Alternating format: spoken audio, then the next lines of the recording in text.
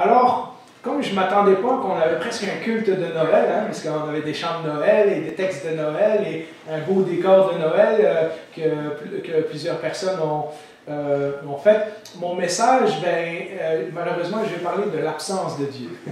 Et donc, la présence de Dieu, vous l'aurez la semaine prochaine, hein, le jour où on fait officiellement notre fête de Noël. Mais je vais continuer le thème que j'ai commencé la semaine passée. Et on peut afficher le verset au tableau et je vous invite à un mot de prière avant de commencer. Seigneur, tout au long de l'année, mais particulièrement dans ce temps des fêtes, nous courons. Et nous courons après toutes sortes de choses. Nous courons après toutes sortes de choses qui vont remplir notre cœur, qui vont remplir notre vie d'intérieur, qui vont remplir notre vie. Nous trouvons toutes sortes d'échappatoires pour essayer de trouver un petit peu de bonheur, un petit peu de répit de notre vie de tous les jours dans ce temps des fêtes. Et pourtant, tu nous invites à regarder à toi. Et ce qui est un peu troublant, c'est que même lorsque nous sommes croyants, lorsque nous te connaissons, nous courons après un certain sentiment de ta présence. Nous voulons ressentir que tu es là. Nous voulons voir que tu agis dans nos vies. Nous voulons que tu interviennes et nous voulons que ce soit réel et visible et concret. Et parfois, tu nous caches ta présence. Et nous ne comprenons pas pourquoi. Seigneur, ce que nous allons partager ce matin vient de ta parole. Et si c'est dans ta parole, tu l'as voulu là pour notre instruction. Alors que nous puissions être attentifs aux paroles qui seront dites ce matin, parce qu'elles nous révèlent quelque chose à ton sujet que nous avons besoin d'apprendre, pour pouvoir mieux te chercher, pour pouvoir mieux tourner nos regards vers toi, pour pouvoir mieux te connaître et pour pouvoir mieux te suivre. Ouvre nos cœurs, ouvre nos oreilles, ouvre notre intelligence, ouvre notre imagination et que nous soyons obéissants à cette parole que nous entendons ce matin afin qu'elle puisse transformer notre vie. Au nom de Jésus, nous te prions. Amen. Amen. Alors, le sujet de l'absence de Dieu n'est pas un sujet facile. On peut mettre le premier verset au tableau. Le psalmiste le disait de cette façon. Et je pense que c'est une expérience que nous avons peut-être tous vécue à un moment donné. Je disais dans ma tranquillité, je ne serai pas ébranlé. C'est-à-dire qu'il y a une période de sa vie où tout allait bien. Hein? Et dans cette période où tout va bien, le psalmiste se dit, j'ai la situation bien en main, je ne serai pas ébranlé. Et alors il parle au Seigneur et il dit, tu t'es caché et j'ai été troublé. Tu t'es caché et tout à coup, les choses allaient plus comme elles devraient aller. Et nous avons commencé la semaine passée en parlant de ces textes bibliques qui nous semblent pointer que Dieu n'est pas toujours aussi présent qu'on aimerait bien qu'il le soit. Et nous avons vu, et on peut mettre l'image suivante qui est un résumé du premier point de la semaine passée, que l'absence de Dieu est une réalité que nous trouvons dans les récits de la Bible. C'est une réalité qui est confirmée par la Bible. Nous avons vu que parfois, son absence est un signe de jugement. C'est-à-dire que Dieu choisit d'être absent parce que les gens qui cherchent Dieu sont en train de faire quelque chose qui n'est pas correct. Je veux préciser que ça ne veut pas dire pour notre vie aujourd'hui qu'à chaque fois que nous ne sentons pas la présence de Dieu, ça veut dire que Dieu est en train de nous punir pour quelque chose. Dieu n'est pas comme un être humain qui boude ou qui croise les bras et qui dit « Bon, Jean-Philippe ne veut pas m'écouter, fait que je vais faire le silence pendant quelques semaines et on va voir comment il va se sentir, puis là, il va revenir à moi. » C'est pas ça que je veux dire.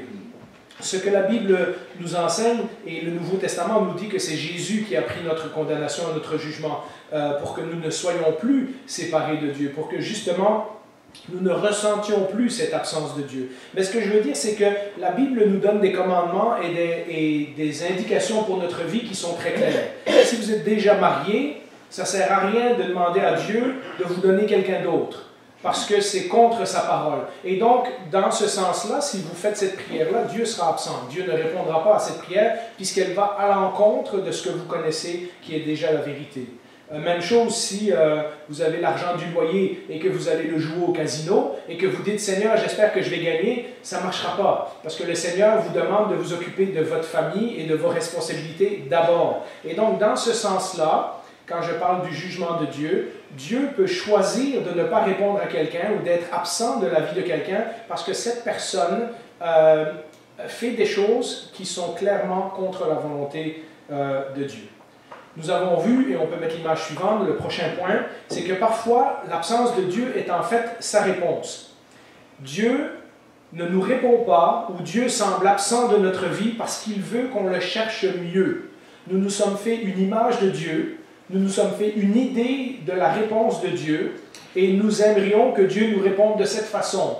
Et s'il le faisait, il rentrerait dans notre jeu et il deviendrait le genre de personne que l'on peut contrôler ou le genre de personne qu'on pense qu'on peut contrôler. La Bible nous montre, et nous l'avons vu au travers des années passées, dans la vie de Jésus et dans l'Ancien Testament, que Dieu se plaît à briser nos stéréotypes.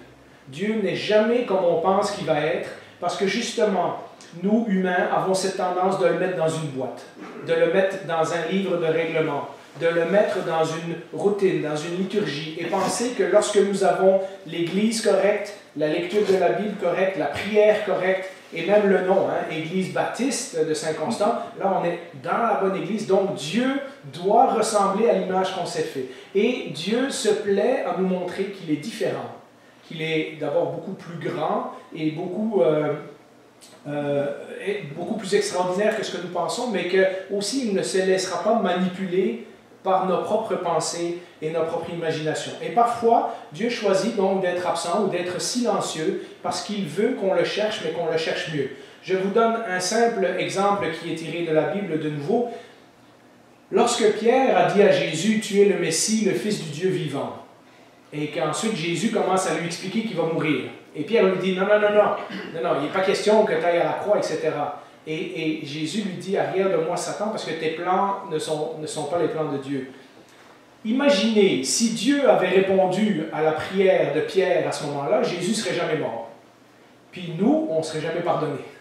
Donc, heureusement que Dieu n'a pas répondu à la prière de Pierre. Heureusement que Dieu n'est pas devenu le genre de Dieu que Pierre pensait, parce que sinon, on serait tous morts. Et donc, Dieu choisit parfois de ne pas répondre ou d'être absent de notre vie parce qu'il veut qu'on le cherche mieux. En fait, ce n'est pas qu'il est absent, c'est que l'image que nous nous sommes faite de Dieu n'est pas la bonne. Et Dieu ne veut pas répondre à cette image. Donc, c'est un peu ce que nous avons vu la semaine passée. Et nous avons dit en conclusion que croire en Dieu, être chrétien, marcher sur le chemin de Jésus, ne veut pas dire que nous allons toujours ressentir de façon concrète la présence et l'action de Dieu dans notre vie. Cela ne nous protège pas de ressentir les mêmes choses que David, Job, Jérémie et beaucoup d'autres qu'on a vus la semaine passée ont ressenti à des moments de leur vie où ils avaient l'impression que Dieu s'était caché, que Dieu n'était pas là, qu'ils ne sentaient pas la présence de Dieu.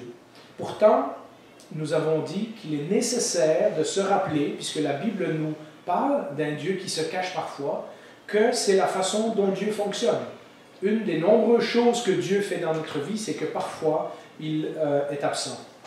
Et si la Bible nous dit que c'est ainsi qu'il opère, alors son absence devrait nous pousser à attendre et à apprendre, plutôt que de se décourager. Et ce que je vais faire dans les minutes qui suivent, c'est vous apporter 3 autres points de réflexion qui vont avec la suite de la semaine passée et vous expliquer ce que la Bible nous dit sur l'absence de Dieu. Alors on peut afficher la prochaine image.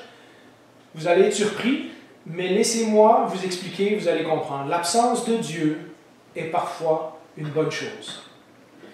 Dans Exode 33, par exemple, il faut le lire pour comprendre, mais je vous résume vite. Il y a tout un scénario où est-ce que Dieu, à un moment, se fâche et dit à Moïse, « Je ne veux plus marcher avec ce peuple parce que c'est un peuple rebelle. Et si je marche au milieu d'eux et que je me mets en colère, je vais tous les foudroyer. » Et là, à ce moment-là, il se tourne vers Moïse, il dit, « Mais avec toi, je veux bien marcher. » Et on comprend dans le scénario que le Seigneur est en train de dire, « Regarde, je vais recommencer un autre peuple, mais avec toi.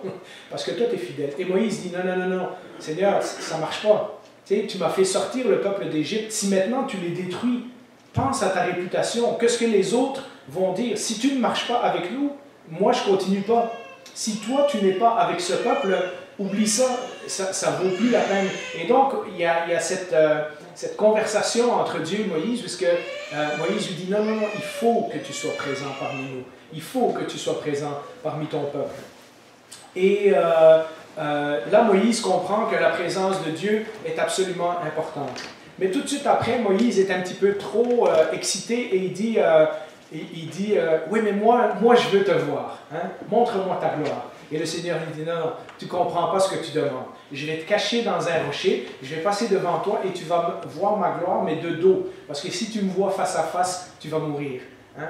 Et donc, on voit ce désir de Moïse de voir Dieu, de ressentir la présence de Dieu parmi son peuple. Et nous voyons que parfois, c'est mieux que Dieu se cache. Parce que dans l'Ancien Testament, à chaque fois que Dieu apparaît à quelqu'un, les gens se retrouvent à genoux, la face par terre, et ils ont peur de mourir.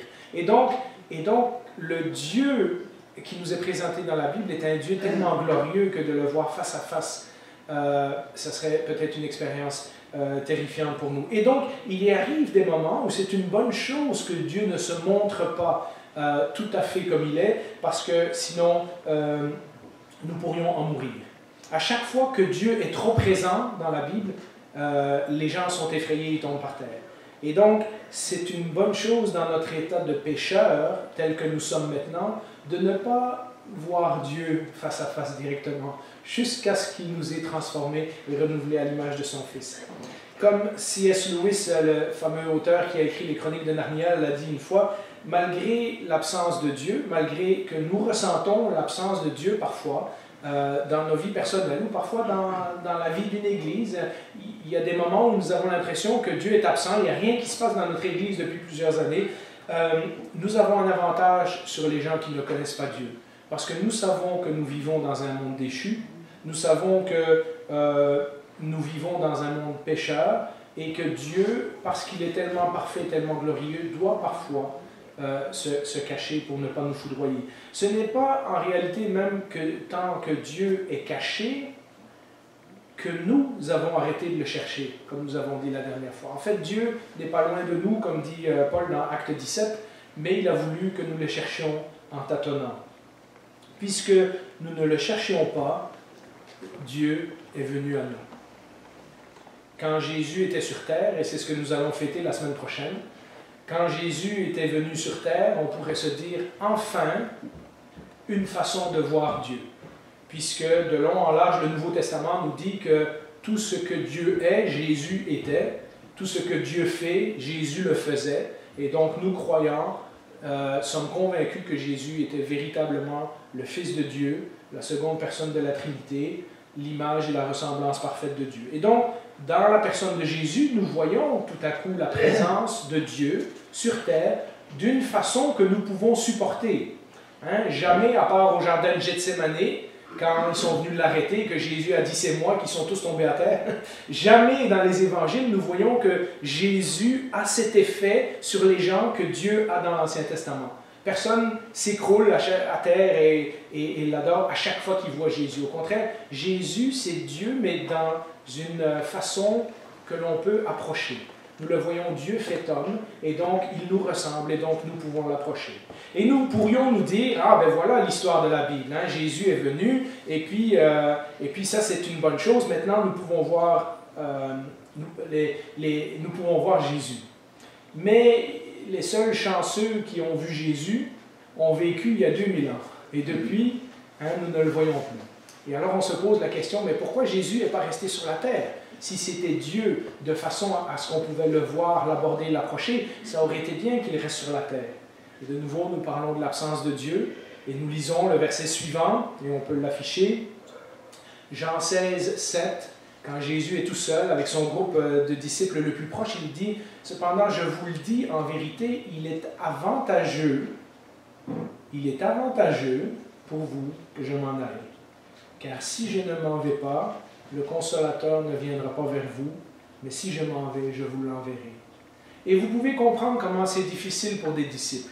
Ça fait 3 ans qu'ils sont avec Jésus. Ils sont devenus vraiment proches. Même si au jardin de Gethsémane, sous la peur, ils vont l'abandonner, à d'autres moments, on voit qu'ils sont prêts à donner leur vie pour lui. Hein, ils ont tout lâché pour le suivre. Ils aimeraient ça que Jésus reste avec eux. Moi, je suis sûr que si j'avais été un des disciples, j'aurais dit à Jésus, non, t'en vas pas, t'en vas pas. Et Jésus est en train de leur enseigner, oui, il faut que je m'en aille, parce que je vais vous envoyer le Saint-Esprit. Alors que les disciples sont tristes, Jésus est en train de les préparer à son absence. Il est en train de les préparer au fait qu'il doit repartir. Il leur explique que c'est un avantage pour eux, parce que maintenant, s'il n'est plus présent physiquement, il va être présent dans eux et dans leur vie par le Saint-Esprit. Et par le Saint-Esprit, au lieu d'être présent physiquement avec 12, 15, 100, 200 personnes, il peut se retrouver dans la vie de tous ses enfants en même temps. N'importe où, n'importe quand, il va faire sa demeure dans leur cœur. Et ce même esprit qu'ils vont recevoir leur rappellera tout ce que Jésus a fait et tout ce que Jésus leur a enseigné, nous dit-il. Mais pourtant, même cet état ne sera pas permanent.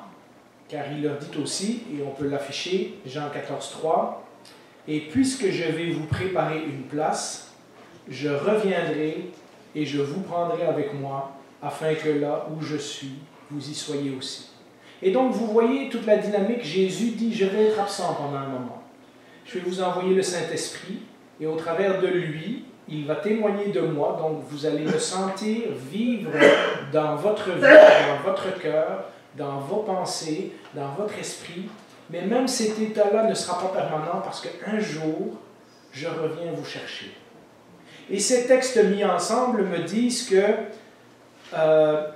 l'absence de Dieu dans notre vie est parfois bonne. Dans ce cas-ci, l'absence de Jésus était nécessaire pour qu'on reçoive le Saint-Esprit, mais il y a plus que l'absence de Dieu. Et ça me pousse au point suivant, au point numéro 2. Puisque Jésus est tout pour nous, et c'est déjà une chose extraordinaire qui nous a donné l'Esprit, mais en ce moment, il n'est présent en nous que par son Esprit. Nous ne voyons pas Jésus physiquement dans notre Église.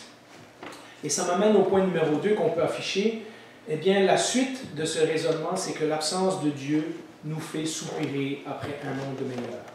Parce que les apôtres ont vécu avec Jésus et qu'ils savent que maintenant ils vont avoir le Saint-Esprit, mais ils ont hâte de revoir Jésus, ils vont nous enseigner qu'un jour Jésus revient nous chercher. Et ça, c'est notre espérance. Hein? Notre espérance, c'est d'être un jour dans la présence physique de Jésus-Christ.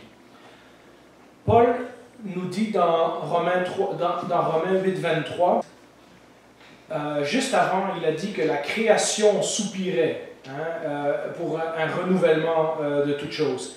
Et il finit avec Romains 8, 23, et ce n'est pas la création seulement qui soupire, mais nous aussi, qui avons pourtant dans l'esprit un avant-goût de cet avenir.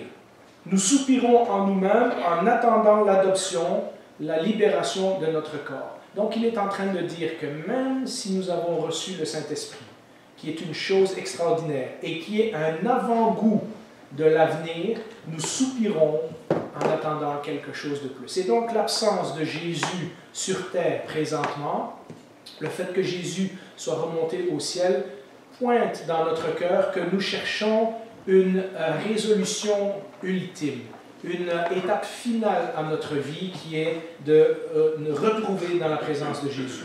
Les êtres humains, en général, soupirent après un monde meilleur. Souvent, on est distrait, on est dans le travail, on est dans l'argent, on est dans les plans de carrière, dans la famille, etc. Mais lorsque les gens vivent des situations et que vous avez le temps de parler avec eux, à peu près tout le monde s'entend pour dire que le monde ne devrait pas être comme il est. On soupire après quelque chose de meilleur. Mais les gens qui ne sont pas chrétiens ne savent pas après quoi ils soupirent. Et ils courent dans tous les sens en essayant de remplir cette vie par toutes sortes de choses. Nous, les chrétiens, nous savons maintenant pourquoi nous soupirons après un monde meilleur. Le monde n'est pas comme il est supposé être. À cause du péché, on l'a vu dans les mois passés, depuis Genèse chapitre 3, nous soupirons après la présence réelle et tangible de Dieu, comme quand il marchait dans le jardin d'Éden avec Adam et Ève. Dieu a créé Adam et Ève pour être en relation. Et lorsque nous avons péché, nous avons brisé cette relation. Et depuis, nous soupirons pour rétablir cette relation et nous ne savons pas toujours pourquoi nous soupirons, mais c'est ça. Nous voulons revoir la présence de Dieu. Nous voulons nous sentir proches de Dieu. Nous voulons sentir sa présence dans notre vie et ultimement le voir réellement pour savoir si tout ce que nous avons espéré et tout ce que nous avons cru est vraiment réel. Hein, c'est ça notre espérance. Maintenant que nous avons reçu l'Esprit, à notre nouvelle naissance, nous avons reçu le Saint-Esprit, nous avons reçu quelque chose qui nous remplit déjà, mais qui pointe à quelque chose qui n'est pas encore totalement réalisé. Hein? La présence ultime de Dieu. Ultimement, nous n'avons pas encore tout ce que la Bible nous promet que nous aurons un jour. La présence de l'Esprit, nous dit ce verset-là, hein, nous avons reçu un avant-goût de cet avenir. La présence de l'Esprit nous pointe au fait que Jésus est actuellement absent physiquement dans notre vie.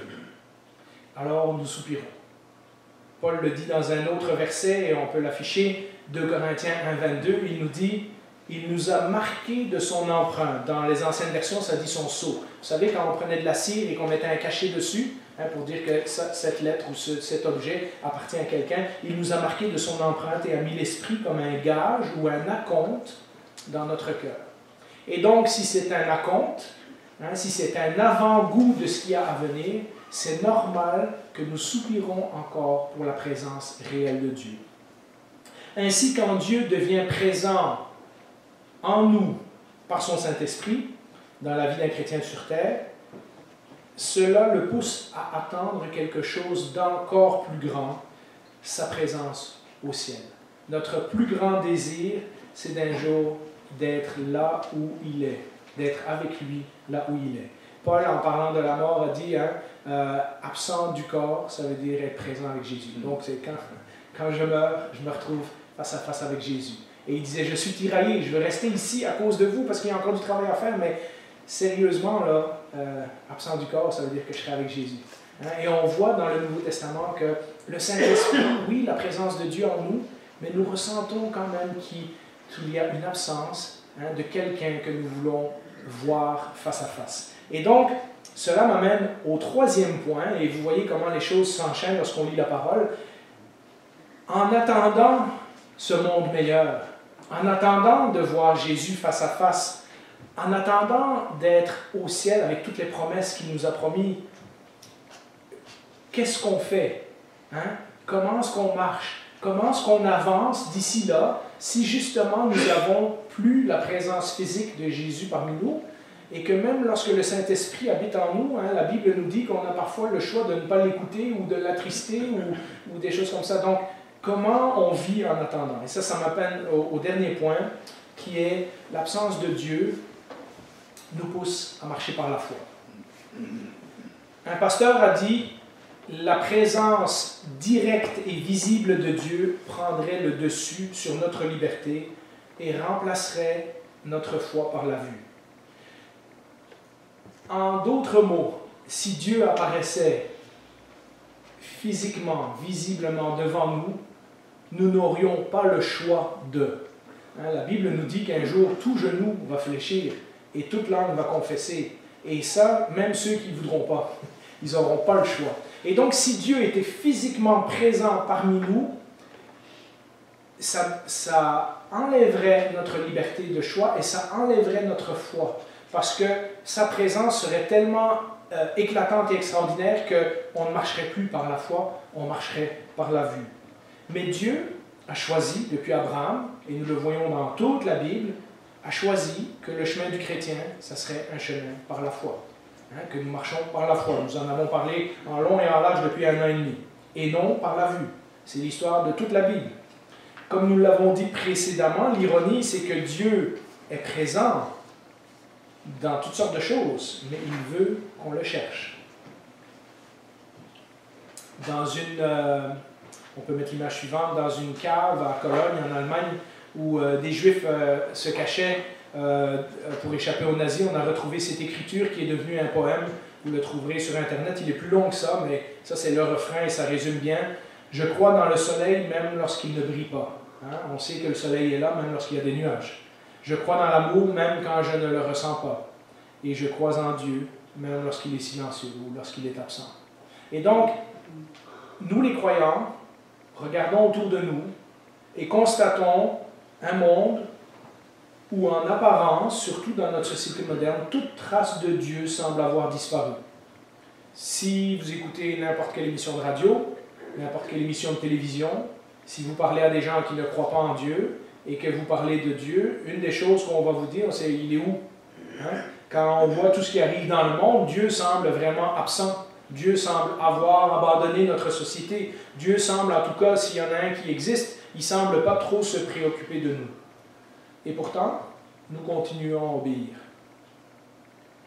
Nous affrontons un monde où il y a des obstacles et des montagnes de difficultés, et pourtant, nous continuons à marcher sur le chemin de Jésus. Nous subissons le mal et la méchanceté sous toutes ses formes, et pourtant, nous continuons d'aimer notre prochain. Nous avançons parfois dans le noir, dans le doute, dans la solitude, et pourtant, nous continuons d'espérer. Laissez-moi vous dire, mes amis, si le Saint-Esprit n'était pas présent en vous, ces choses-là ne seraient pas possibles. Si vous vous retrouvez dans ces paroles, si vous vous reconnaissez, alors vous savez que Dieu est présent en vous, même si vous ne le voyez pas. Et nous finissons par découvrir, au travers de notre marche, au travers de notre vie chrétienne, au travers des années de persévérance et de patience et d'espérance, que Dieu fait pour nous ce que nous ne pouvons pas faire pour nous-mêmes. Il nous fait persévérer. Nous ne pouvons pas nous-mêmes nous provoquer à obéir quand le monde entier désobéit autour de nous. Nous ne pouvons pas nous-mêmes provoquer l'amour de Dieu en nous quand le monde entier choisit de s'aimer lui-même. Nous ne pouvons pas nous-mêmes provoquer la patience dans les épreuves, ce que Jésus a dit, prier pour ses ennemis, pardonner à des gens qui ne sont pas pardonnables, si Dieu ne le fait pas pour nous. Il nous fait persévérer. Et alors, nous nous retrouvons dans sa parole et nous lisons d'autres textes et nous récitons et nous prions des paroles comme David et on peut l'afficher au tableau. Et c'est là que ça nous rappelle que si Dieu est absent et qu'il a des raisons d'être absent parfois, Dieu est aussi présent. Où pourrais-je aller loin de ton esprit? Où pourrais-je fuir loin de ta présence? Si je monte au ciel, tu es là. Si je me couche au séjour des morts, te voilà. Si je prends les ailes de l'aurore pour habiter à l'extrémité de la terre, de la mer, là aussi ta main me conduira, ta main droite m'empoignera. Et voilà notre espérance. Et voilà à quoi nous nous accrochons. Et voilà pourquoi la parole de Dieu est si importante dans notre vie, parce que oui, elle nous parle de l'absence de Dieu, mais elle nous parle qu'en réalité, Dieu est aussi toujours présent. Hein? Lorsque Dieu semble absent de notre vie, maintenant nous avons des réflexions à faire, nous avons des points à examiner. Nous avons tous ces versets que nous avons lus aujourd'hui et qui nous disent, oui, parfois je sens l'absence de Dieu, mais c'est une bonne chose, parce que ça me pousse à le chercher mieux. Ça me pousse à soupirer après un monde meilleur. Et ça me pousse à avancer, à marcher par la foi. En conclusion, puisqu'on a commencé avec le peuple hébreu dans le désert, il y a 3000 ans, la semaine passée, lorsqu'on a parlé qu'Israël sentait l'absence de Dieu depuis plusieurs centaines d'années, depuis que Joseph était mort, bien, comme le peuple hébreu, nous vivons depuis le départ de Jésus une longue période de, en apparence, absence de Dieu. Vous comprenez avec tout ce que j'ai dit que ce n'est pas une réelle absence, mais en tout cas l'absence physique de Jésus. Mais Jésus, dans sa sagesse, en plus de nous laisser son Saint-Esprit, en plus de nous laisser les promesses de sa parole, nous a laissé deux signes qui sont visibles et tangibles, et il a dit, faites ceci en souvenir de moi, pour que nous puissions, chaque semaine, chaque mois, chaque 2 semaines, quand nous les prenons, quand nous nous réunissons ensemble, nous rappeler qu'il est parti, nous préparer une place, mais qu'il revient nous chercher. Quand nous prenons ces éléments que nous allons prendre dans quelques instants, nous racontons une histoire. l'histoire de ce Dieu qui semble absent, mais qui a tout fait pour être présent dans notre vie. Nous racontons une espérance, ce Dieu qui un jour revient nous chercher pour être avec lui là où il est. Et nous racontons une promesse, puisque Jésus a dit « Je suis avec vous tous les jours jusqu'à la fin du monde ». Mais il y a plus. Quand nous prenons ce pain et ce vin, si vous vous rappelez les récits de la Bible, Jésus n'a pas pris ce pain et ce vin tout seul. Et il n'a pas dit « Quand vous le prenez tout seul chez vous ». Il a dit « Quand vous vous réunissez et qu'ensemble, vous prenez ce pain et ce vin, vous annoncez ma mort jusqu'à mon retour. » Et donc, lorsque nous sommes ensemble et que nous nous souvenons de ce que Jésus a fait pour nous, la Bible nous dit que lorsque nous sommes ensemble, Jésus est présent au milieu de nous.